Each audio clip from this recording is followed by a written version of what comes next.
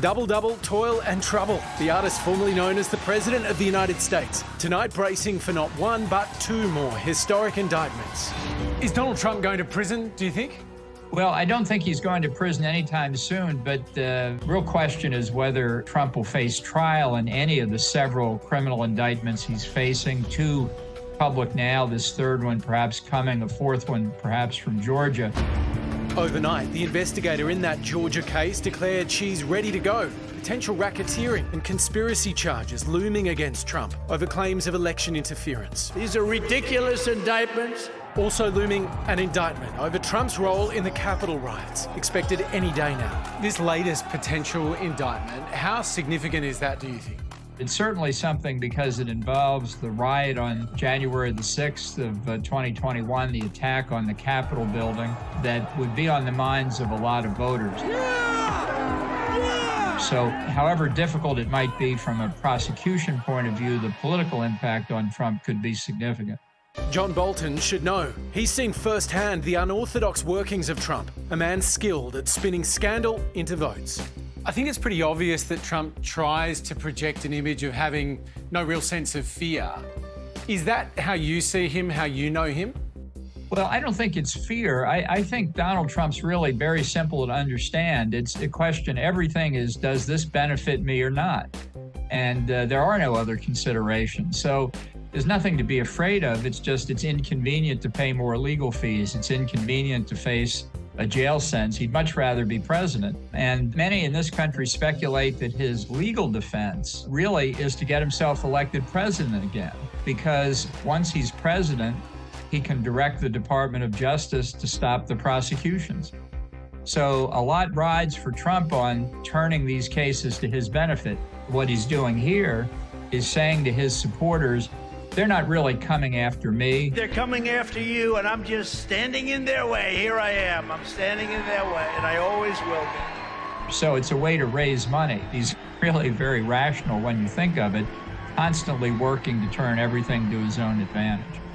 It's a strategy that's paying off. Trump today increasing his lead in the Republican primary, light years ahead of his closest competitor. DeSantis is gone. DeSantis is gone. Is Trump capable of winning the presidency again? Unfortunately, yes. The first task for those like myself who would prefer that not to happen is to try and stop him from getting the Republican nomination. And he is ahead in the polls, that has to be acknowledged, but it's not a foregone conclusion. There's a long way to go. Then second, even if he gets our nomination, he obviously needs to win in November. Many people think that that's impossible because of the cloud that he is under. But I would tell my friends in the Democratic Party in particular, don't overestimate Joe Biden's popularity. It's very possible that even Trump, under multiple indictments, would be perceived as better able to be president than Joe Biden, who's obviously showing the effects of age and his condition. On the age question, we've just seen the Republican leader, Mitch McConnell, who's 81, I think, freeze in the middle of a press conference. And a string of... Both Biden and Trump are going to be octogenarians. At what point are you just too old to run the United States, do you think? Well, if I were younger, I'd have a clearer answer to that. But given my own age, what I would say is it depends on the individual. Some people have capacity well into their 90s. Others have trouble at an earlier age. And it's a matter, I think, really of individual consideration. But the point is critical. As president, for example, I can tell you from my experience in multiple administrations, any White House's principal asset is the time of the president. And if the president's not on duty 24/7, that's an impaired administration. Are you still considering a run for the White House yourself?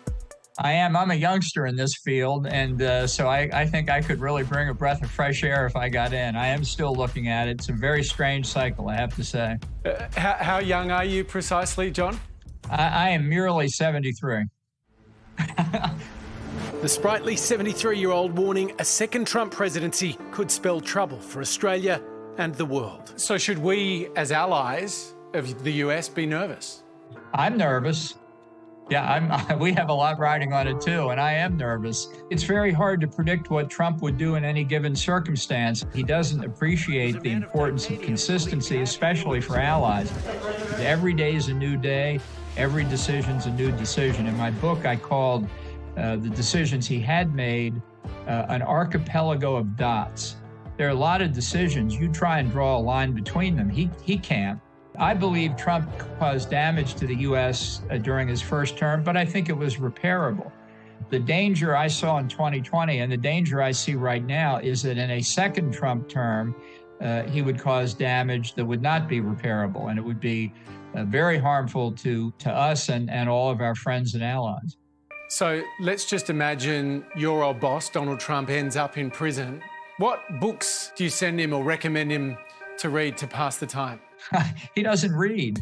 I'm sure as long as they have Fox News and CNN and MSNBC on the prison TV, he'd be a happy man. John Bolton, really appreciate your time. Thank you. My pleasure.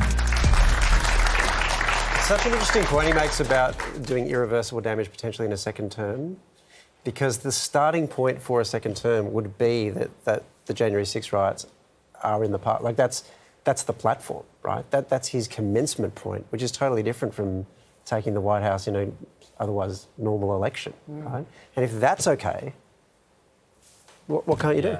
You can do whatever you want. But I don't know, but it seems to me they are so determined to get Trump that Biden and Hunter Biden can do whatever they want because everyone's looking over there. But that doesn't it's mean like, when do they? That doesn't mean he won't win the election.